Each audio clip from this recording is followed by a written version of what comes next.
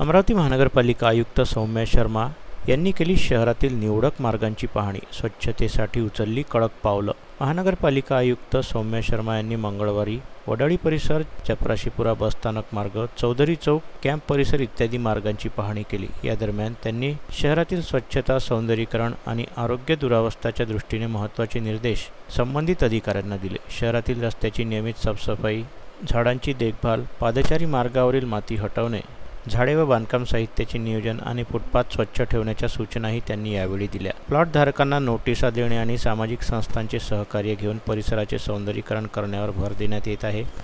आयुक्त सौम्या शर्मा यांनी स्वच्छता कंत्राटदारांना स्पष्टपणे बजावले की घंटागाडीने प्रत्येक नागरिकांच्या घरी जावंच लागेल। त्याचप्रमाणे घनकचरा संकलनाचे वेळापत्रक स्थानिक गरजेनुसार निश्चित करावे आणि नाल्यांतील कचरा वेळेवर काढावा।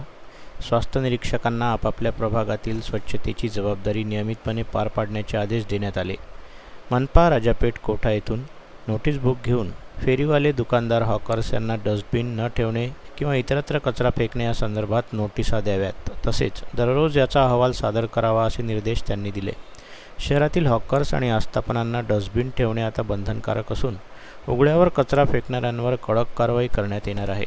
शहर स्वच्छ व सुंदर व्हावे यासाठी नागरिकांनी सहकार्य करावं असं आवाहन आयुक्तांनी यावेळी केलं। नागरिकांनी कचरा योग्य ठिकाणी टाकावा आणि स्वच्छतेच्या सवयी अंगीकाराव्यात असे आयुक्त सौम्या शर्मा यांनी यावेळी स्पष्ट केले।